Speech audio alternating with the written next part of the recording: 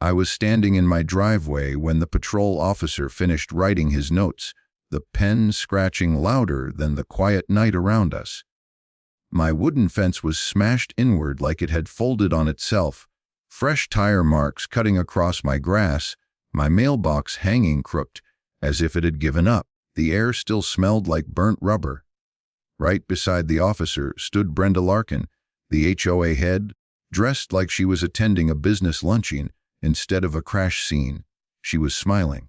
Not nervous, not apologetic, smiling. Her adult son, Tyler, leaned against his car a few steps back, rubbing his neck, pretending to look shaken, while sneaking glances at me with a smug little grin.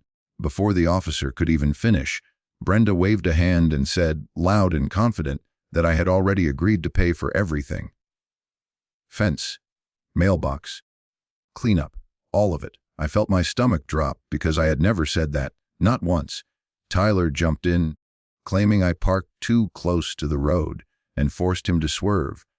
The officer finally turned and looked at me, waiting for my side. I took a breath and said one sentence. That's strange, because I have the footage. Brenda scoffed. Tyler laughed. I didn't argue. I didn't explain. I just watched them keep talking, digging deeper, completely unaware that what Tyler hit was not just a fence, but private property protected by the very HOA rules they love to weaponize. If you want to hear more true stories like this, make sure you hit that subscribe button to HOA Gone Wild. And tell me in the comments, where are you watching from?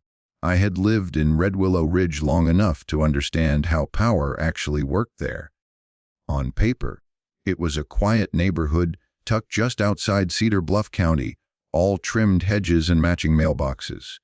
In reality, it revolved around one person's moods. Brenda Larkin had been running the HOA for nearly a decade, and she treated that position less like volunteer service and more like a personal crown. Rules applied strictly, but only outward, never inward, never toward her own house. The fence she claimed caused the accident had been built because of her. For months, I had received polite but persistent notices about visibility concerns near my corner lot. Each letter sounded friendly enough, but the subtext was always the same: fix it or else. So I did exactly what the rules required. I submitted diagrams. I paid the application fee. I waited for written approval. When it came, I built the fence myself on a long weekend, measuring twice, digging carefully, keeping everything inside the approved boundary. The HOA signed off. The city approved the permit. I kept every email, every stamped document, every receipt. After that, the fence became invisible to everyone, or so I thought. Tyler Larkin was never invisible. Everyone in Red Willow Ridge knew him, even if no one said his name out loud. He drove a loud, heavily modified car that didn't belong on quiet residential streets.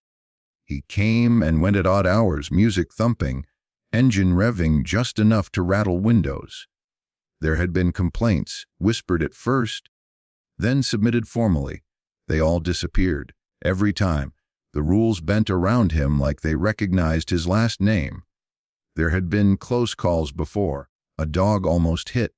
A kid on a bike who jumped a curb just in time. Each incident ended the same way: apologies, excuses, and Brenda smoothing things over with a smile that said nothing would really happen. That was why, when I heard the sound that night, my first thought wasn't surprise. It was inevitability. The impact was loud and hollow, like a drum being kicked from the inside. Wood cracked. Something metallic clanged. I was off the couch and at the door before the echo faded. When I stepped outside, headlights were pointed straight at my yard, beams cutting through dust and splintered boards. My fence leaned at an unnatural angle, one post snapped clean through. Tyler's car idled a few feet away, bumper scuffed, hood steaming slightly in the cool night air. I hadn't even pulled my phone out yet when I heard sirens. They came fast, too fast. Within minutes, a patrol car rolled up, lights flashing across the houses. That was when I knew who had made the call. Brenda stepped out of her own driveway moments later, already on her phone, already talking like she was managing a situation instead of reacting to one. From the second the officer stepped out, she took control. She shook his hand. She explained the neighborhood. She mentioned she was with the HOA, as if that granted her some additional jurisdiction. The officer nodded along, eyes drifting between the damaged fence and Tyler's car. When he asked what happened, Brenda answered for everyone. She described the fence as a hazard. She mentioned previous complaints. She implied noncompliance without saying it directly. She framed the crash as unfortunate, but understandable. By the time she finished, the officer was already writing, already thinking in terms of paperwork instead of fault. I stood there listening, watching the story form without me. Every sentence she spoke pushed the blame closer in my direction. Tyler stood back, quiet, letting her do the work. He knew the routine. Let his mother handle authority figures. Let her confidence override facts. When the officer finally looked at me, it was with the expression of someone trying to mediate, not investigate. He mentioned civil liability, HOA disputes, insurance processes. The assumption was clear this would be smoothed over, categorized, and filed away without consequence. Exactly the way Brenda wanted it. That was the moment it clicked. This wasn't just about a fence. It wasn't even about a crash. It was about control. Brenda had seen an opportunity to remind me, and everyone else, who she believed ran Red Willow Ridge. By showing up first, by calling the police herself, by speaking loudest and longest, she was trying to turn an obvious mistake by her son into a lesson for me. I looked at the broken boards, the tire marks, the officer's pen moving steadily across his notepad, and I realized something else, something Brenda hadn't accounted for. She assumed I would fold. She assumed I would argue emotionally, or apologize, or agree just to make it go away. She assumed I didn't have proof. She assumed the HOA badge on her chest outweighed whatever facts I might bring up. Standing there in the flashing lights, with my fence broken and my words already put in my mouth by someone else, I understood that this was no accident at all. It was a power play, and she had chosen the wrong target. Brenda didn't waste a second. Once she realized the officer was listening to her, she leaned in just enough to sound helpful instead of aggressive and started quoting HOA bylaws like scripture. She talked about of site hazards, about how homeowners were responsible for anything on their property that could interfere with safe driving. She said it slowly, confidently, as if repetition alone made it true. The officer nodded along, pen pausing, then scribbling again. I could see the direction this was heading, and it made my chest tighten. Tyler finally spoke up, shrugging like this was all no big deal. He said he was driving normally, said my fence, jumped out at him, said I parked too close to the curb and forced him to swerve. The way he told it was almost impressive, casual, relaxed, like he had told this story before and knew exactly how it was supposed to end. Brenda watched him with approval, then turned back to the officer, reinforcing every word with a nod. The officer glanced at the damage again, then at me. His expression softened into something practiced, something I recognized immediately. The look people give when they're preparing to split the difference just to move on. He mentioned that HOA issues could complicate things, that insurance might be the easiest route, that these situations were rarely as clear as they seemed. That was the moment. The one every HOA story seems to have. The moment where you realize the truth doesn't matter unless you force it into the room. I felt that familiar sinking feeling, the one that tells you if you stay quiet, the story gets written without you. So I said something simple. I told him I had a camera. Brenda laughed it off instantly. She waved a dismissive hand and said those cameras never show the full picture. That angles can be misleading. That people edit things all the time. She said it with a smile, already moving on, already assuming the officer wouldn't bother. But he did. He asked where the camera was. That small shift changed everything. I walked him to the side of the house, where the screen was visible from the door. Brenda followed, still talking, still trying to control the narrative. Tyler lingered behind us, his confidence finally starting to crack. When the footage played, there was no drama, no confusion, just clean, quiet truth. Tyler's car came into frame far too fast for a residential street. The headlights stayed centered, no swerving, no obstruction, no parked car forcing a sudden move. The fence stood exactly where it had been approved to stand. Then impact. Wood splintering. Camera shaking slightly from the force. No mystery, no debate. The officer watched it twice without saying a word. The air shifted in that subtle way you only notice when you've been holding your breath. Brenda's smile thinned, then disappeared altogether. Tyler crossed his arms, suddenly interested in anything but the screen. Brenda recovered quickly. Too quickly. She said the footage could be edited. She asked how old the camera was. She claimed HOA approval for the fence had never been finalized, that there were outstanding visibility concerns still under review. She spoke faster now, stacking doubts on top of each other, hoping one of them would stick. The officer straightened, caught between what he had seen and the confidence Brenda still projected. He asked about paperwork, permits, insurance. His tone shifted from investigative back to procedural. I could see him choosing the safest path forward, the one that kept him out of a dispute between neighbors and an HOA. In the end, he said he would file a report documenting the incident and leave insurance to sort out responsibility. No citations. No immediate fault assigned. Clean. Neutral. Brenda nodded, satisfied. She had avoided consequences, which in her world counted as victory. As the officer walked back to his car, Brenda turned to me with that same practiced smile. She said the HOA would handle reimbursement internally, that they would make sure everything was taken care of. The implication was clear: cooperate, stay quiet, and let her decide how much this cost me. That was when I stopped her. I looked her straight in the eye and said, calmly and clearly, no. This stays personal. The smile slipped. Just for a second.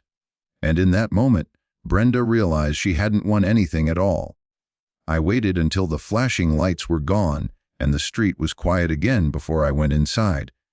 The fence could wait. The mailbox could lean.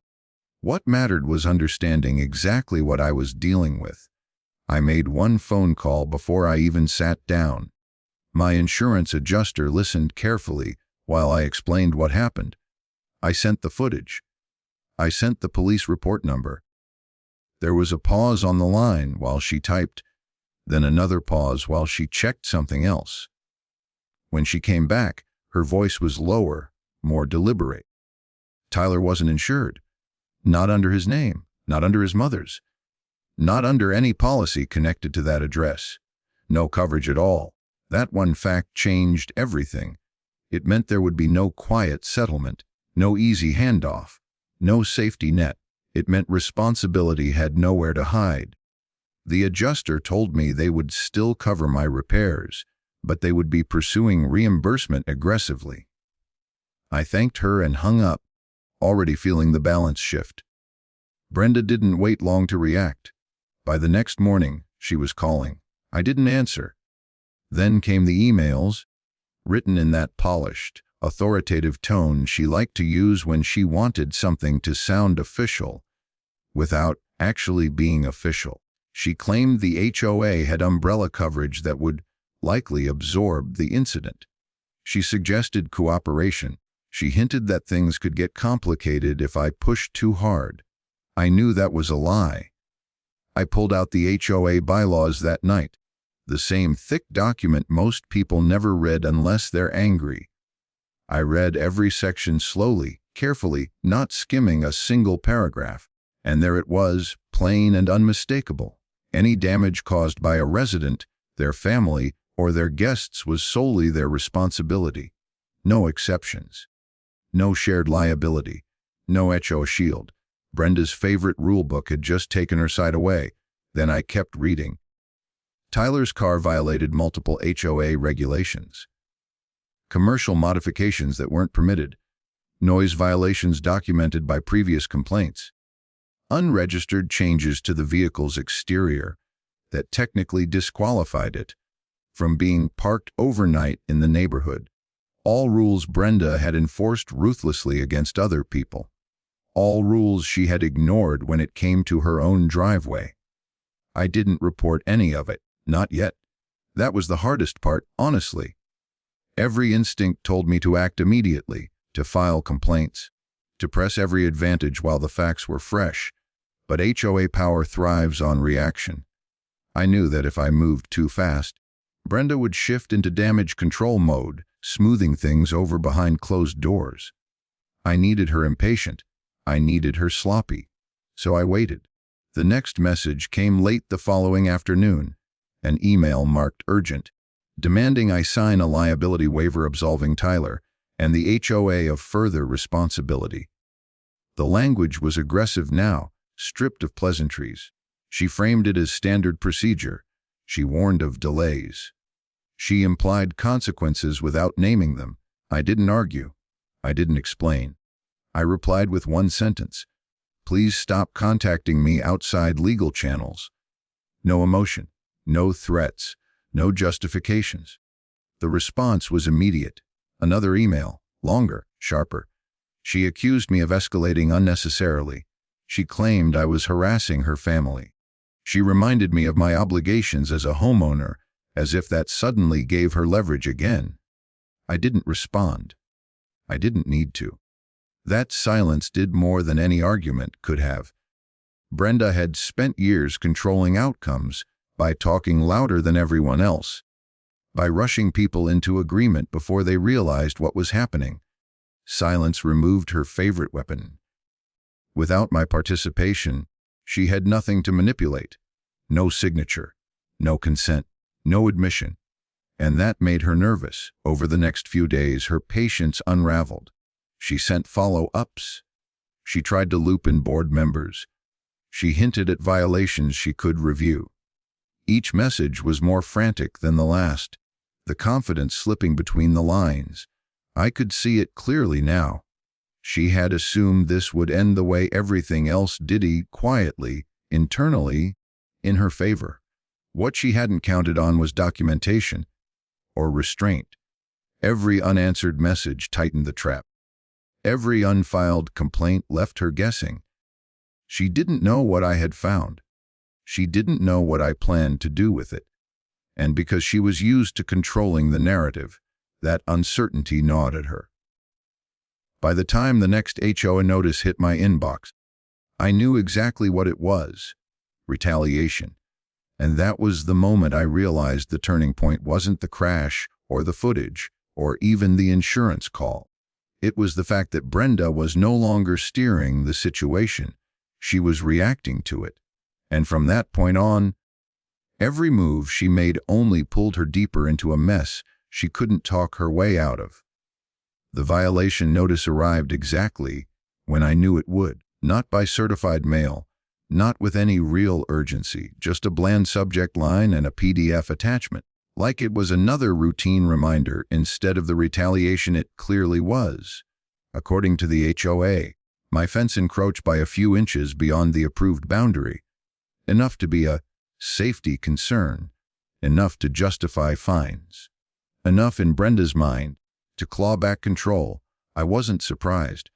I had been waiting for it. I opened the file, read every word, and then pulled out my folder. The survey came first, stamped and dated, showing the exact property line. The approval emails followed, including the one where Brenda herself had written, in plain language, that the placement was acceptable. Then I added still frames from the camera footage, clearly showing the fence in relation to the curb and the street. Clean. Organized, impossible to argue with. I sent everything back in one reply. No commentary. No accusations. Just facts. That was the moment I made my real move. I filed a formal damage claim against Tyler personally. Not through the HOA, not through Brenda. Directly. I attached the police report number, the video evidence, and the insurance correspondence confirming he was uninsured. The claim wasn't emotional or dramatic. It was procedural. It demanded accountability without asking permission. Then, carefully and methodically, I submitted HOA complaints of my own. Every one of them valid. Every one backed by documentation. Tyler's car violated multiple rules, and I cited the exact sections. Unpermitted modifications, repeated noise disturbances, improper overnight parking. Things that had been ignored for years suddenly existed on paper, and paper had a way of making problems real. Brenda's reaction was immediate and spectacular.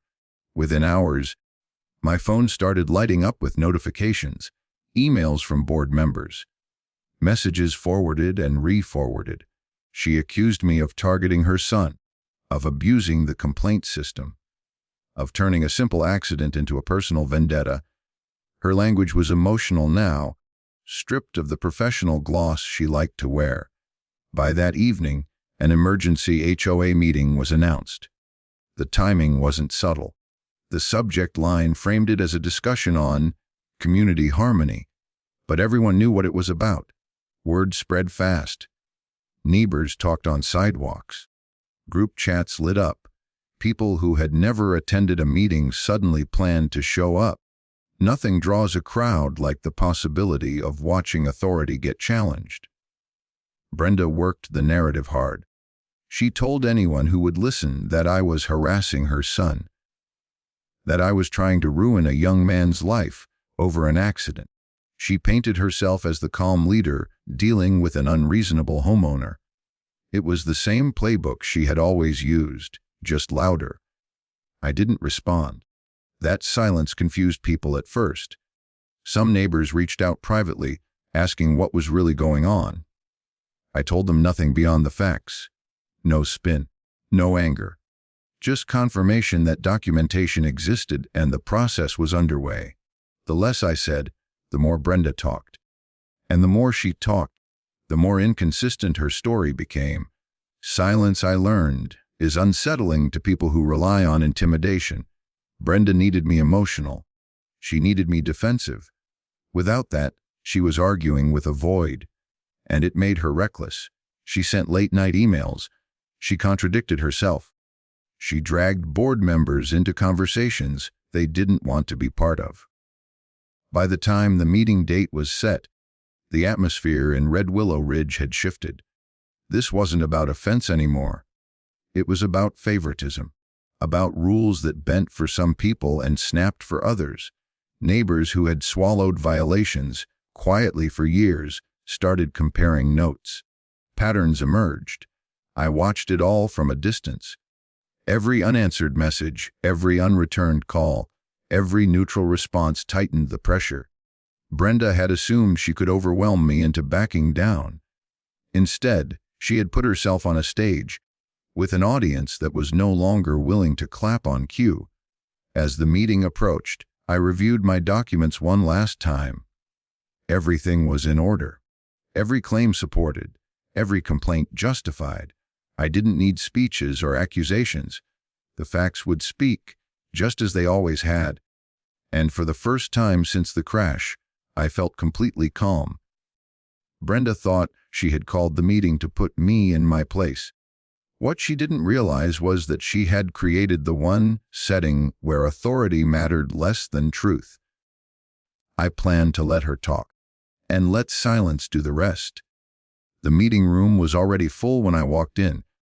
Folding chairs lined the walls, and people stood in clusters near the back, whispering to each other in low voices.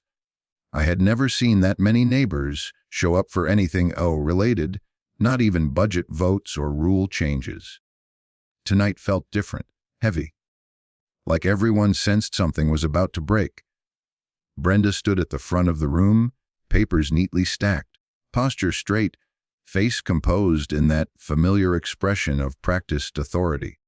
She had arranged the seating so the board sat slightly elevated behind her, a subtle reminder of hierarchy. As soon as the meeting was called to order, she took control of the floor and never really let go. She spoke at length about community standards, about respect, about how unfortunate incidents could spiral when people acted emotionally instead of responsibly. She never said my name at first, but every sentence pointed straight at me. Eventually, she did say it. She accused me publicly of harassing her son. She said I was abusing HOA processes to settle a personal grudge. She claimed I was creating division and fear in the neighborhood. Her voice stayed calm, but her words were sharp, and she repeated them enough times that some people started to shift uncomfortably in their seats. A few glanced back at me, curious, uncertain. I didn't react. I didn't interrupt. I sat there and waited. When she finally opened the floor for homeowner comments, there was a brief pause. Brenda looked around like she expected someone else to speak first to support her. No one did. So I stood. The room went quiet in a way that felt intentional, not tense, focused. I didn't argue. I didn't defend myself emotionally. I simply laid out the facts. I handed copies of the police report to the board members closest to me. I played the video footage, letting it run without commentary. The sound of the impact echoed in the room, and more than one person flinched. I showed the still frames that clearly displayed the speed, the angle, the lack of obstruction. Then I held up the HOA bylaws, sections highlighted neatly, and read them aloud. Any damage caused by a resident or their family was solely their responsibility. There it was, simple, undeniable. Then I said the part that changed everything. I explained that the HOA had no authority to shield Tyler from personal liability. None. And that any attempt to do so, whether through reimbursement, legal defense, or internal settlement, would expose the board members themselves to personal liability. Not the association. Them. Individually. The whispering started almost immediately. Board members leaned toward each other, murmuring quietly. One of them asked a question, not to me, but to Brenda. They wanted to know whether Tyler's insurance was valid. Brenda hesitated. She deflected. She said that was a private matter. The hesitation was enough. Another board member asked why HOA funds had been mentioned at all, if this was clearly a personal incident. Someone else asked whether legal counsel had been consulted before the emergency meeting was called. The questions stacked up, each one pulling at a thread Brenda hadn't meant to expose. I could see it on her face, the realization settling in slowly, then all at once. She hadn't gathered allies, she had gathered witnesses. This wasn't a closed-door conversation anymore. This was on record. People were listening. People were thinking. The confidence she had relied on for years began to crack under the weight of scrutiny. She tried to regain control, raising her voice slightly, reminding everyone of procedure, of decorum. But the room had shifted. Authority was no longer assumed. It was being evaluated. I sat back down and said nothing more. The board continued talking among themselves, carefully now, aware that every word mattered. Brenda stood there, arms crossed, jaw tight, watching controls slip through her fingers. For the first time since I had known her, she looked unsure of what to say next. The meeting ended without resolution, no votes, no decisions, just a promise to review the situation with legal counsel. Neighbors filed out slowly, conversations buzzing, theories forming, sides quietly chosen. I didn't stay to listen. As I walked out into the night air, I felt something settle into place. Not triumphant relief, clarity. Brenda had tried to use the HOA as armor. Instead, she had turned it into a spotlight. And once the light was on, there was no way to hide what everyone had just seen. From that moment on, the outcome wasn't a matter of if. It was only a matter of when. The morning light cuts through the quiet like a blade. Sirens wail faintly, drawing the neighborhood to their windows. Tyler's car sits half-blocked, surrounded by orange cones and the red and white tape of authority. Police have arrived, and the air is electric with tension. I watch from the porch as the officer scribbles citations, his movements precise, methodical. Each infraction, expired registration, obstructing traffic, no insurance, is noted, documented, undeniable. Brenda storms out of her house, her heels clattering against the pavement, voice shrill, rage spilling over like a storm. "You can't do this! This is my son's car! You're abusing your power!" Her hands flap wildly, grabbing at the air, pointing at the officers, then at me. Neighbors lean from balconies, peek over fences, cameras out, the spectacle of her fury drawing an audience she never anticipated. Tyler's face is pale, a mask of panic replacing the smug grin he wore yesterday. He fidgets, twisting his hands, whispering reassurances to his mother that seem hollow even to him. The officer does not flinch, does not argue. He simply reads the law, quoting section after section, every word stripping Brenda of her perceived control. Uninsured vehicle. Damage claim pending, he says, voice steady. The simplicity of it is devastating. No yelling, no drama, just fact. Brenda's threats of lawsuits tumble out, a desperate wave against an immovable rock. The officer's calm response cuts through her storm like a scalpel. "Ma'am, this is no longer an HOA matter." Those words hang in the air, heavy and final. The same authority she leaned on for years, the imagined shield behind which she plotted and manipulated, now refuses to bend. Her empire of intimidation collapses in silence, leaving only the echo of her own fury. Tyler's car is hooked to the tow truck, the chains rattling as it lifts. He reaches out, a hand shaking, as if he could pull it back into the street, as if sheer will could rewrite reality. It disappears down the avenue, tires screaming against asphalt, and for a moment time seems to stop. I remain rooted, still, unshaken. There is no gloating, no triumphant shout. The quiet is heavy with satisfaction, the kind that comes not from celebration, but from justice finally arriving on its own terms. The neighbors murmur among themselves, faces a mix of shock, awe, and relief. Some nod toward me subtly, others just stare, eyes wide, absorbing the finality of what unfolded. Brenda turns on her heels, retreating, fury still simmering, but powerless, her threats now hollow echoes. Her carefully constructed world of control has crumbled in front of everyone she hoped to impress. Her influence over the neighborhood, her assumed immunity, the fear she wielded like a weapon, all stripped away by simple, irrefutable law. Tyler trails behind her, shoulders slumped, eyes darting nervously. He knows the game is over. No more HOA warnings, no more veiled threats, no more illusions of untouchable power. The street is quiet again, but it's a different quiet, lighter, freer. The weight of their bullying is gone, replaced by the subtle hum of order restored. I step back onto the lawn, hands in pockets, taking in the scene. The tow truck rumbles away, the officers follow with polite nods, and the neighborhood exhales collectively, the tension finally dissolving. There is no applause, no cheers. The satisfaction is private, tucked into the marrow of my bones. This is the quiet victory that lasts, built not on shouting or retaliation, but on patience, documentation, and the immutable truth of the law. Brenda disappears behind her front door, slamming it with a finality that echoes like a punctuation mark across the street. Tyler is nowhere in sight, likely regrouping with his mother, plotting some half-hearted next move that will never gain traction.